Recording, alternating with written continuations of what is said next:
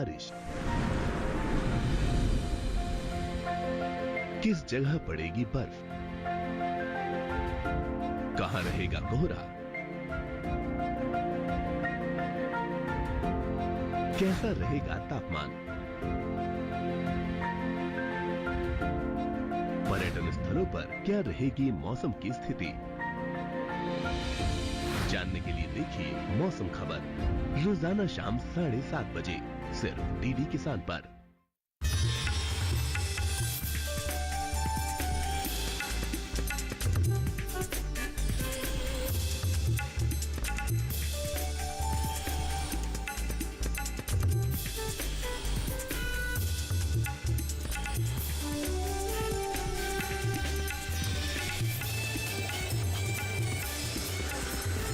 DD किसान, बदलते भारत की शान।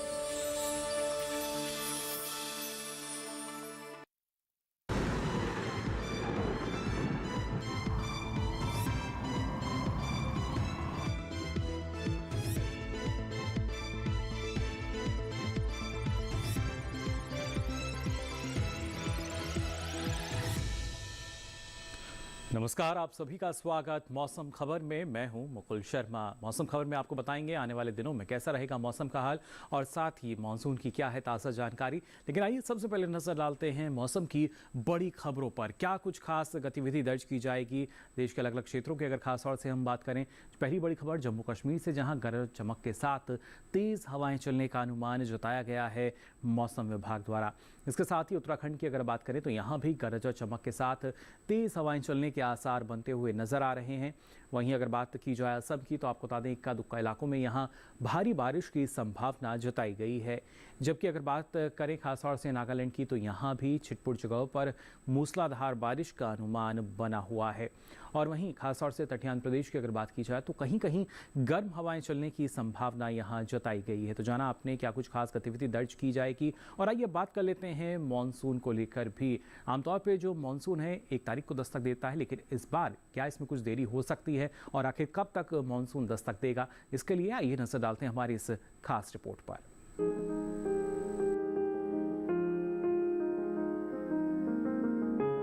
भारतीय मौसम विज्ञान विभाग के अनुसार इस बार केरल में दक्षिण पश्चिम मानसून पहुंचने में देरी हो सकती है।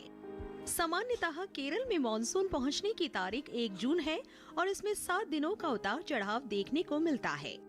इस बार केरल में मानसून 4 जून को दस्तक दे सकता है। मानसून की देरी से कृषि क्षेत्र में प्रतिकूल प्रभाव पड़ सकता है।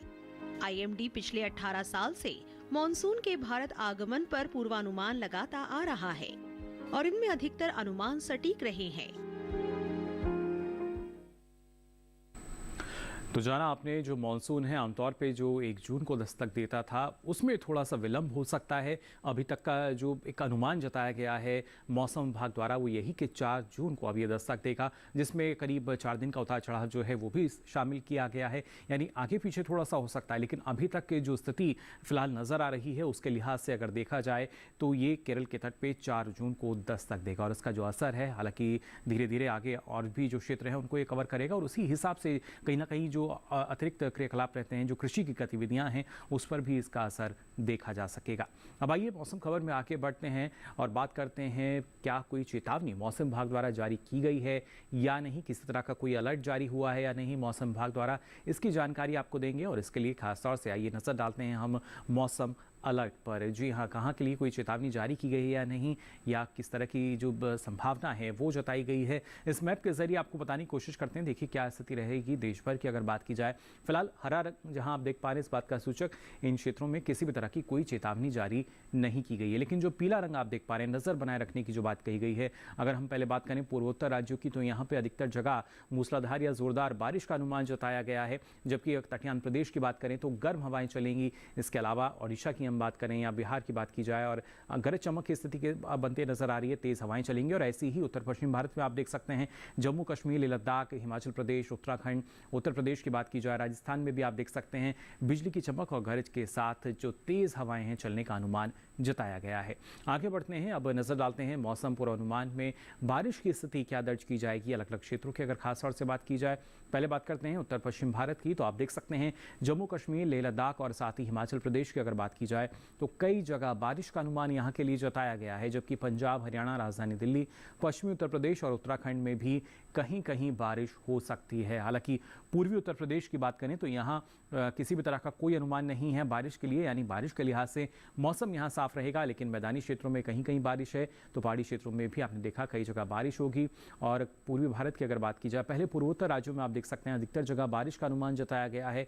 असम, मेघालय, नागालैंड, मणिपुर, मिजोरम, त्रिपुरा की बात की जाए, अरुणाचल प्रदेश में भी अनेक जगह बारिश होगी, गांगे पश्चिम बंगाल में, जबकि बिहार, झारखंड और ओडिशा में भी कहीं कहीं बारिश की संभावना जताई गई है।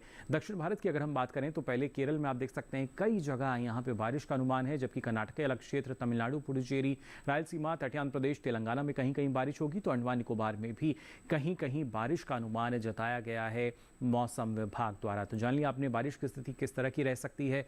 वहीं अगर हम मध्य भारत पे नजर डालें तो आप देख सकते हैं पहले छत्तीसगढ़ की अगर बात की जाए तो यहाँ पे कहीं कहीं बारिश का अनुमान जताया गया है, जबकि पश्चिमी राजस्थान और पूर्वी राजस्थान में भी कहीं कहीं फिलहाल बारिश की संभावना बनी हुई है। जबकि जो शेष राज्य हैं, मध्य प्रदेश की बात की जाए, महाराष्ट्र के अलग अलग क्षेत्रों की बात करें, कोंकण, गोवा, गुजरात, यहाँ फिलहाल बारिश नहीं होगी। पिछले 24 घंटों के दौरान देखिए किस तरह की गतिविधियां जो हैं वो मौसम में दर्ज की गई हैं। आप देख सकते हैं बारिश की स्थिति दर्ज की गई है हिमाचल प्रदेश, पश्चिमी उत्तर प्रदेश में जो तेज हवाएं हैं वो दर्ज हुई। इसके साथ साथ गरज चमक की जो स्थिति है वो बनी रही। पूर्वी उत्तर प्रदेश में कुछ एक जगह बौछारें दर्ज की गई, हरियाणा में भी कुछ जगह स्थिति रही, जबकि पूर्वी राजस्थान, पश्चिमी राजस्थान में ना सिर्फ जो तेज हवाएं हैं गरज चमक के साथ वो दर्ज हुई हैं, और खासतौर से आप देख सकते हैं अगर हम बात करें जम्मू कश्मीर, लेह लद्दाख की, यहाँ भी ये स्थिति रही और कुछ एक जगह जो आंधी है वो भी दर्ज की गई। हालांकि पूर्वोत्तर राज्यों में आप देख सकते हैं लगातार जो बारिश का दौर है वो यहाँ जारी है। बारिश की स्थिति दर्ज की गई है अरुणाचल प्रदेश समेत तमाम राज्यों में, जबकि झारखंड में आप देख सकते हैं कुछ एक जगह बौछारें दर्ज की गई। तो ओडिशा में ना सिर्फ तेज हवाएं चली बल्कि कुछ एक क्षेत्रों में गर्म हवाएं भी दर्ज की गई। और इसी तरह दक्षिण भारत में आप देख सकते हैं अंडमान निकोबार में जहां बारिश की स्थिति है वो दर्ज की गई, तो केरल और तमिलनाडु, पुडुचेरी में भी लगभग यही स्थिति दर्ज हुई, और तटीय आंध्र प्रदेश में गर्म हवाएं अलग अलग क्षेत्रों में दर्ज की गई। इस तरह का ही अनुमान जो है मौसम विभाग द्वारा जताया गया था, लगभग वही स्थिति यहाँ पे दर्ज की गई है। मौसम की चाल में आपको हम जानकारी दे रहे हैं। जबकि मध्य भारत में आप देख सकते हैं पूर्वी मध्य प्रदेश और पश्चिमी मध्य प्रदेश की अगर बात की जाए तो यहाँ भी पिछले 24 घंटों के दौरान जो बादल हैं वो बरसते हुए नजर आए, यानी बारिश की स्थिति यहाँ भी दर्ज की गई है। तो जान लिया आपने पिछले 24 घंटों के दौरान भी क्या कुछ खास स्थिति दर्ज की गई है मौसम में। फिलहाल मौसम खबर में हम यहाँ रुक रहे हैं छोटे से ब्रेक के लिए। ब्रेक से लौटेंगे तो आपको बताएंगे और क्या कुछ खास रहेगा मौसम में। आप बने रहिए दूरदर्शन किसान पर।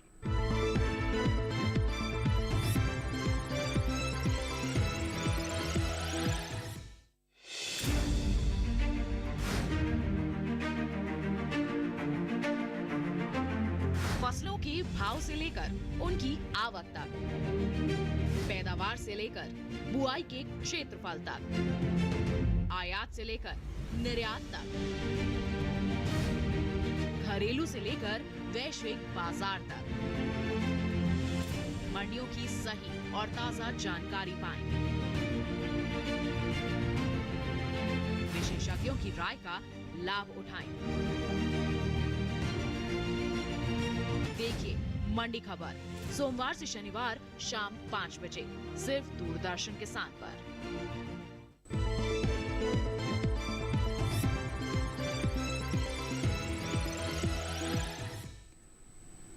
ब्रेक के बाद आप सभी का एक बार फिर स्वागत मौसम खबर में। आइए बुलेटिन में आगे बढ़ते हैं और बात कर लेते हैं जिस तरीके से मौसम में बदलाव हमने देखा है, ऐसे में तापमान की स्थिति में किस तरह का बदलाव दर्ज किया गया है, यानी तापमान का हाल कैसा रहा। पहले बात करेंगे अधिकतम तापमान के हाल की, क्या कुछ स्थिति इसकी दर्ज की गई है।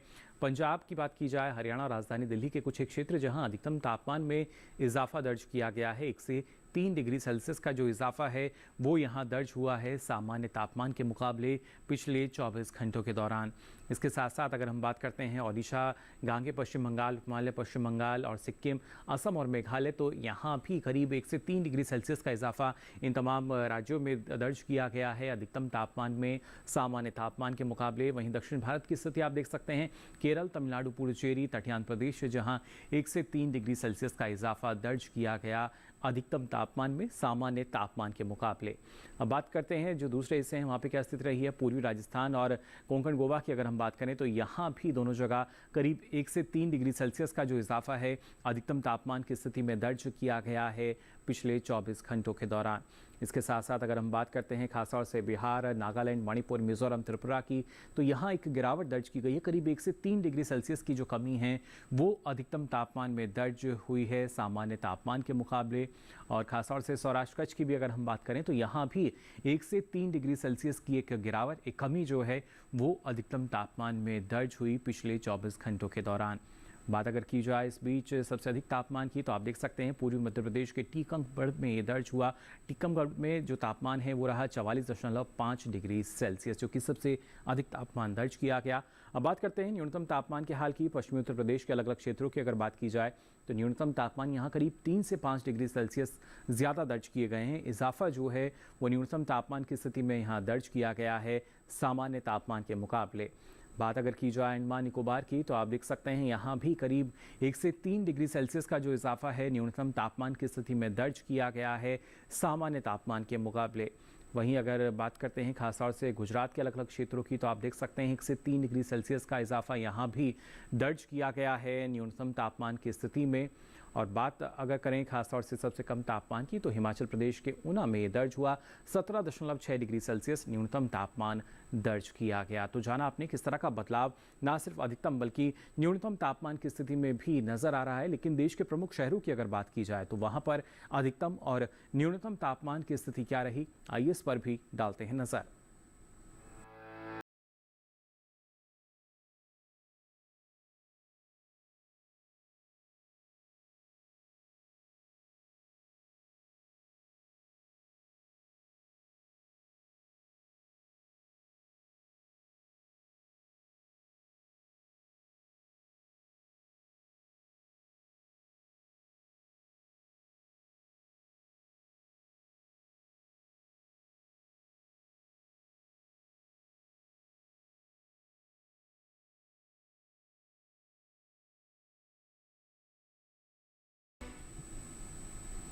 और इसी के साथ ही मौसम खबर में यहाँ वक्त हो चला एक और छोटे से ब्रेक का। ब्रेक से लौटेंगे तो आपको बताएंगे आने वाले दिनों में और क्या कुछ खास रहेगा मौसम में। आप बने रहिए दूरदर्शन किसान पर।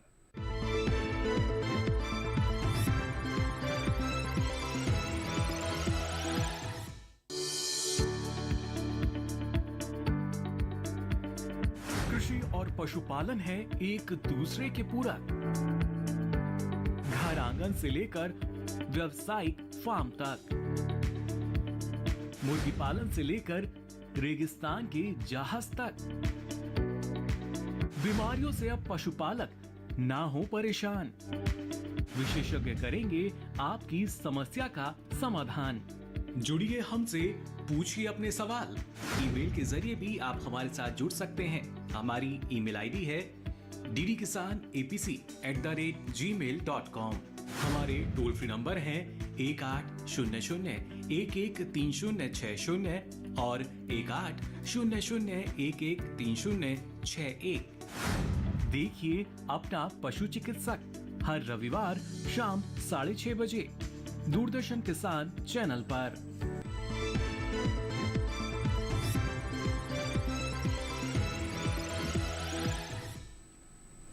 ब्रेक के बाद आप सभी का एक बार फिर स्वागत मौसम खबर में। अब आइए बुलेटिन में आगे बढ़ते हैं और नजर डालते हैं देश के प्रमुख शहरों में वायु गुणवत्ता की स्थिति क्या दर्ज की गई है। जी हां, वायु गुणवत्ता सूचकांक के आधार पर कौन सी श्रेणी में रही वायु गुणवत्ता। और सबसे पहले अगर प्रमुख शहरों की हम बात करते हैं तो राजधानी दिल्ली 151 रहा गुणवत्ता सूचकांक, जहां संतोषजनक स्थिति जो है वो नजर आई वायु गुणवत्ता की। बेंगलुरु की अगर बात की जाए तो 102 रहा गुणवत्ता सूचकांक, यानी यहाँ भी करीब संतोषजनक श्रेणी के अंतर्गत ही वायु गुणवत्ता दर्ज हुई। पुणे में भी आप देख सकते हैं 163 रहा गुणवत्ता सूचकांक और यहाँ भी संतोषजनक श्रेणी के अंतर्गत वायु गुणवत्ता दर्ज की गई। तो हैदराबाद में भी आप देख सकते हैं गुणवत्ता जो है वो संतोषजनक रही, 128 दर्ज किया गया गुणवत्ता सूचकांक यहाँ पे। कोलकाता में 162 रहा गुणवत्ता सूचकांक और संतोषजनक श्रेणी के अंतर्गत वायु गुणवत्ता यहाँ भी दर्ज की गई।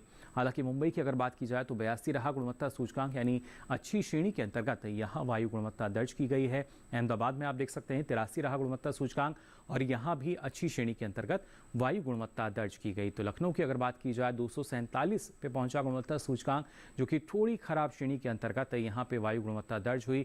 पटना में भी आप देख सकते हैं 249 रहा गुणवत्ता सूचकांक, यानी यहाँ भी थोड़ी खराब श्रेणी के अंतर्गत जो वायु गुणवत्ता है वो दर्ज की गई। भाई आगे बढ़ते हैं और नजर डालते हैं पर्यटन पूर्वानुमान में। देश के प्रमुख पर्यटन स्थलों पर अगले 4 दिन कैसा मौसम मिलेगा। जम्मू कश्मीर के गुलमर्ग की अगर पहले हम बात करें तो देखिए बुधवार, गुरुवार, शुक्रवार, शनिवार चारों ही दिन एक जैसी स्थिति है। कुछ एक जगह जो बादल हैं वो जरूर छाए रहने की संभावना जताई गई है। ऐसे में जो अधिकतम तापमान करीब 12 से 14 डिग्री सेल्सियस के आसपास रहेगा, तो न्यूनतम तापमान आप देख सकते हैं करीब 6 से 8 डिग्री सेल्सियस के आसपास बने रहने का अनुमान जताया गया है। करीब 5 से 8 डिग्री सेल्सियस के आसपास यह रह सकता है। और इस बीच उत्तराखंड के मसूरी की अगर बात की जाए तो बुधवार, गुरुवार, शुक्रवार आप देख सकते हैं कुछ एक जगह जो बादल हैं वो जरूर छाए रहेंगे, लेकिन शनिवार में मौसम पूरी तरीके से खुला हुआ नजर आ रहा है। कोई भी खास गतिविधि इसमें दर्ज नहीं की जाएगी और ऐसे में जो अधिकतम तापमान है करीब 26 डिग्री सेल्सियस रहेगा, तो न्यूनतम तापमान करीब 17 से 19 डिग्री सेल्सियस के आसपास दर्ज किया जाएगा अगले 4 दिनों के लिए। तो ये तो बात हुई मसूरी के मौसम की। अब आइए आगे बढ़ते हैं उत्तर प्रदेश के वाराणसी की अगर बात की जाए तो वाराणसी में देखिए बुधवार को कुछ एक जगह जो बादल हैं वो छाए हुए नजर आ रहे हैं, लेकिन गुरुवार, शुक्रवार की अगर बात की जाए तो मौसम बिल्कुल साफ रहेगा, कोई भी खास गतिविधि दर्ज नहीं की जाएगी। और शनिवार में एक बार फिर से कुछ एक जगह जो बादल हैं वो छाए रह सकते हैं। ऐसे में जो अधिकतम तापमान है उसमें इजाफा होगा, 41 से 43 डिग्री सेल्सियस पहुंचेगा, तो न्यूनतम तापमान भी करीब 26 से 28 डिग्री सेल्सियस रहने का अनुमान है। बिहार के गया की अगर हम बात करें तो यहाँ देखिए बुधवार से लेकर शनिवार तक एक जैसी ही स्थिति बनते हुए नजर आ रही है। यहाँ भी जो बादल हैं कुछ एक जगह वो छाए रहने का अनुमान जताया गया है, लेकिन अधिकतम तापमान की अगर बात की जाए जो कि 39 से 42 डिग्री सेल्सियस रहेगा, लेकिन एक गिरावट इसमें 4 दिनों के दौरान नजर आएगी, 42 से 39 डिग्री सेल्सियस ये पहुंचेगा। और ऐसे में जो न्यूनतम तापमान की स्थिति है वो भी आपने जानी। असम के सिलचर की अगर हम बात करें तो लगातार देखिए बुधवार को तो कुछ एक जगह बादल नजर आ रहे हैं, लेकिन गुरुवार से लेकर शनिवार तक बारिश का जो दौर है वो यहाँ जारी रहेगा। और ऐसे में अधिकतम तापमान करीब 30 से 31 डिग्री सेल्सियस के बीच रहेगा, तो न्यूनतम तापमान करीब 24 से 25 डिग्री सेल्सियस के आसपास बने रहने का अनुमान जताया गया है मौसम विभाग द्वारा अगले 4 दिनों के लिए। अब आइए आगे बढ़ते हैं और आपको बताते हैं सिक्किम के गंगटोक में कैसा मौसम आपको मिलेगा। बुधवार, गुरुवार की अगर बात की जाए तो देखिए बिजली की चमक और गरज के साथ जो बौछारें हैं वो पड़ते हुए नजर आ रही हैं, जबकि शुक्रवार, शनिवार में जो बादल हैं कुछ एक जगह वो छाए रहने का अनुमान है। और ऐसे में जो अधिकतम तापमान है करीब 21 डिग्री सेल्सियस के आसपास रहेगा, तो न्यूनतम तापमान जो है करीब 14 डिग्री सेल्सियस रह सकता है। अधिकतम तापमान में जरूर थोड़ा सा बदलाव होगा, 20 से 21 के आसपास ये नजर आ सकता है। वहीं तेलंगाना के निजामाबाद की अगर हम बात करें तो आप देख सकते हैं बुधवार को यहाँ मौसम साफ नजर आ रहा है, कोई भी खास गतिविधि दर्ज नहीं की जाएगी, लेकिन गुरुवार और शुक्रवार में कुछ एक जगह जो बादल हैं वो छाए रह सकते हैं और शनिवार में एक बार फिर से जो मौसम है वो साफ रहेगा। और इस बीच जो अधिकतम तापमान है करीब 39 से 41 डिग्री सेल्सियस के बीच रहेगा, तो न्यूनतम तापमान करीब 26 से 27 डिग्री सेल्सियस के आसपास दर्ज किया जाएगा।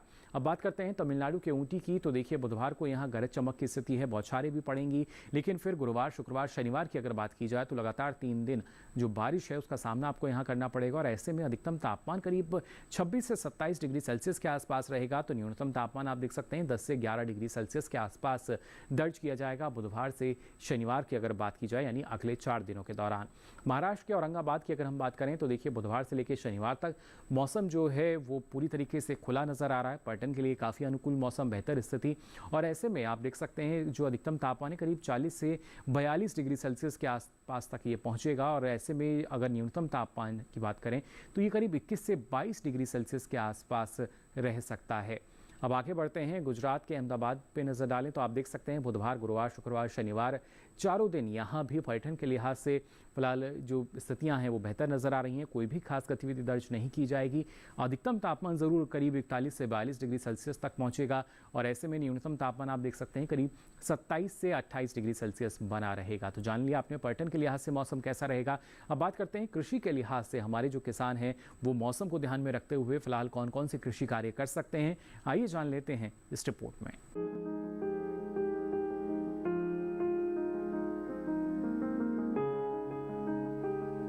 अरुणाचल प्रदेश के किसान फिलहाल झूम धान, लोबिया, मक्का और सब्जियों की नई बुआई का काम टाल दे। इसके साथ ही जिन किसानों ने फसलों की बुआई कर ली है वे खेतों से जल निकासी की उचित व्यवस्था करें। अरुणाचल प्रदेश में ही भारी बारिश के प्रतिकूल प्रभाव को कम करने के लिए मक्का और सब्जियों के अंकुरण को प्राकृतिक मल्चिंग सामग्री से ढक दे। वहीं दक्षिणी असम के किसान जल्द से जल्द बोरो धान की कटाई कर ले और धान को किसी सुरक्षित जगह पर रखे। इसके साथ ही यहाँ फलों के बागों में मल्चिंग करें और साथ ही बागों से जल निकासी की व्यवस्था करें। असम के किसानों के लिए सलाह है कि वे इस समय खेतों में निराई गुड़ाई और सिंचाई न करें। त्रिपुरा के किसान भी बोरो धान की कटाई और तैयार फलों की तुड़ाई जल्द से जल्द कर ले। इसके साथ ही यहाँ धान की नर्सरी और सब्जियों के खेतों से पानी को बाहर निकाले। यही सब्जियों और फलों के छोटे पौधों को तेज हवाओं से बचाने के लिए सहारा दे। मिजोरम में तैयार मक्का और कद्दू की कटाई कर ले। यही फिलहाल अदरक और हल्दी की रुपाई का काम टाल दे। मिजोरम में ही मक्का, धान, लोबिया और सब्जियों में पानी जमा न होने दे। यही सब्जियों को तेज हवाओं से बचाने के लिए सहारा दे। इसके साथ ही यहाँ इस समय किसी प्रकार का छिड़काव न करे। वहीं नागालैंड के किसान तैयार केले के गुच्छों की जल्द से जल्द कटाई करें। इसके साथ ही यहाँ केले के पेड़ों को बांस के डंडों से सहारा दे। यहीं मक्का और सब्जियों के खेतों से पानी बाहर निकाले। नागालैंड में ही मक्का और सब्जियों की जड़ों को नुकसान से बचाने के लिए उनकी जड़ों पर मल्चिंग करें। यहीं फसलों में किसी प्रकार का छिड़काव ना करें। मणिपुर की बात करें तो यहाँ फिलहाल मूंगफली और सोयाबीन की बुआई ना करें। इसके साथ ही अदरक के खेतों से पानी बाहर निकालने के बाद सूखी पत्तियों और पराली से मल्चिंग करें। यही सब्जियों के पौधों को सहारा दे और खेतों में पानी ना रुकने दे। तो जाना आपने कैसे आप यहाँ पे बेहतर ढंग से जो कृषि कार्य है वो करेंगे और उसके बाद अच्छी उपज जो है आपको मिल सकेगी। अब आइए आगे बढ़ते हैं और आज की फसल में आपको जानकारी देते हैं बैंगन की खेती के बारे में। इस मौसम में कैसे आप इसकी खेती कर सकते हैं और कौन कौन सी उन्नत किस्में, आइए जान लेते हैं इस खास रिपोर्ट में।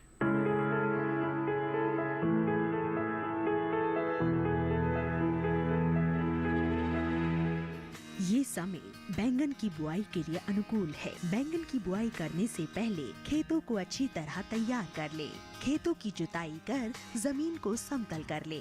बुआई करते समय पौध से पौध की दूरी 60 सेंटीमीटर और पंक्ति से पंक्ति की दूरी 60 से 75 सेंटीमीटर रखें। किसान बैंगन की कई किस्मों की बुआई इस समय कर सकते हैं, जैसे पूसा श्यामला। बैंगन की ये किस्म लंबे आकार की होती है। इस किस्म की बुआई पंजाब, उत्तर प्रदेश, बिहार और झारखंड में कर सकते हैं। इस किस्म की 1 हेक्टेयर में 390 क्विंटल पैदावार ले सकते हैं। इसकी शाखाएं सीधी होती है और पौधा कांटा रहित होता है। पूसा पर्पल क्लस्टर की बुआई भी की जा सकती है। ये किस्म उत्तरी भारत के मैदानी और पर्वतीय इलाकों के लिए अच्छी होती है।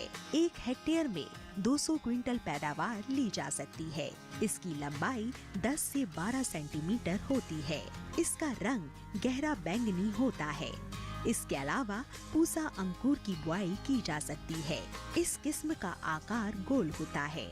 पूसा अंकुर राजस्थान, गुजरात, हरियाणा, दिल्ली, मध्य प्रदेश और महाराष्ट्र में लगाने के लिए काफी अच्छी है। एक हेक्टेयर में 350 क्विंटल फसल ली जा सकती है। पूसा उत्तम भी लगा सकते हैं। इसका आकार भी गोल होता है। बैंगन की इस किस्म की बुआई पंजाब, उत्तर प्रदेश, बिहार और दिल्ली में की जा सकती है। बुआई के तुरंत बाद पहली सिंचाई करें। ध्यान रखें कि दवा का छिड़काव विशेषज्ञों की सलाह से मौसम साफ रहने पर ही करें।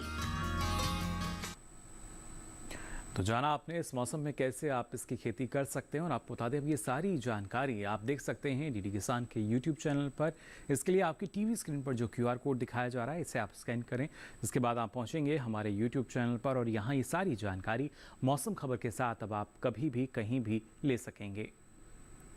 तो फिलहाल के लिए मौसम खबर के इस बुलेटिन में बस इतना ही। मौसम की ताज़ा जानकारियों के साथ फिर होंगे हाजिर, तब तक के लिए दीजिए इजाज़त। नमस्कार।